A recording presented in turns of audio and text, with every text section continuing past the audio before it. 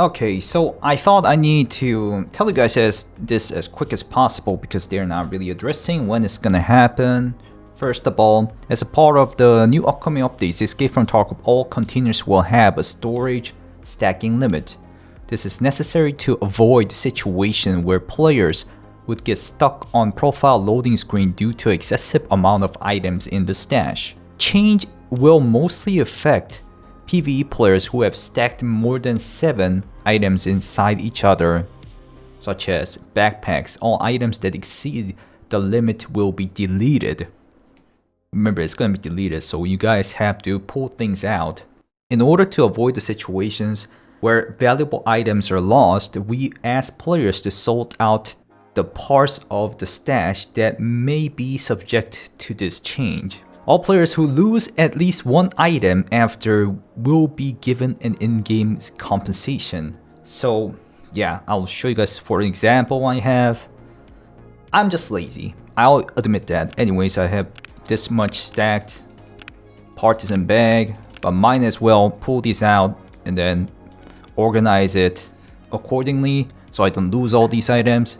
Do check out your PvE accounts or even your PvP accounts. I bet a lot of people are stacking their backpacks, which you never get to use it. But I have like a couple of things I want to mention about this situation. First of all, I think they need to make some kind of a compensation of it, like rolling the bag, which is happening in Arena Breakout Infinite already, which would be super nice and people would love it. Even the posters having 2x2, like these ones, 2x2. They did say they're gonna allow us to eventually make it foldable so we can fold them up per poster.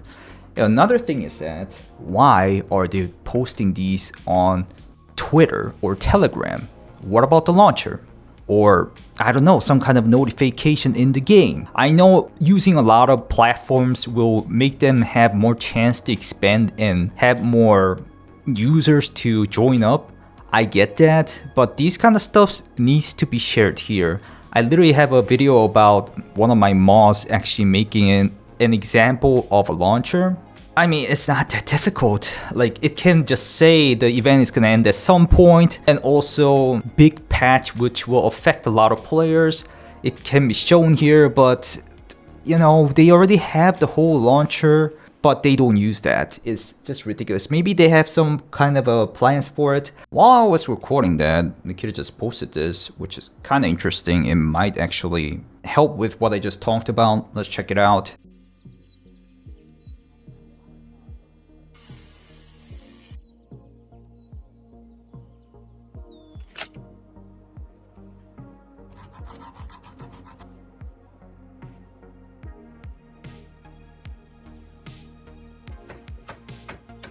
So there's a couple of things I can mention. I don't really know what this one is, but the codes, there are a bunch of codes they just posted, which I will show you guys based on what ChatGPT said, because I don't know anything about the codes. Cutting the bullets for some reason. And then this is, I think this was like Chronicles Reggie's or one of the events they've done. This is Port, and the guy who is dressed up as skier is walking, and after that, double barrel shotgun, another code, another cutting, and then this seems like they're making like a brainstorming how they're gonna do the cutscenes for the videos or the end cutscene for 1.0 cutscenes. Could be something related to the arena cutscenes, the bullet coming out, and then the CQCM mask. Anyways, not much info about it. This one seems like they're rendering some 3D models, or like one of the movies they're making. This one is definitely interesting though. The dragging Knockdown team, they have been mentioning about this for ages, that they're gonna add reviving the Knockdown player, Knockdown teammate, or dragging them around, which was kind of shown in Grazing Warfare a little bit earlier, and we do have it in Grazing Warfare already. Anyways, pretty interesting. They've been teasing about this, and now they're adding the animation. And another code. And then the bullets. Now, the code part, this is what I got. I don't really know that much about codes, but anyways, I sent it to the ChatGPT, and basically they talked about a bunch of things. And what this code is doing is that it's likely a part of a real-time messaging system, maybe for a game server or anything else. So we're looking at a performance optimized event-based text communication system in C#. So what it sounds like is that they're gonna send real-time messages for events or some kind of updates they're doing, which I kind of like talked about earlier. I might be copying a little bit, but what do you guys think? Is there anyone who's like specialized on coding? What do you guys think these are that BSG and Nikita is teasing about?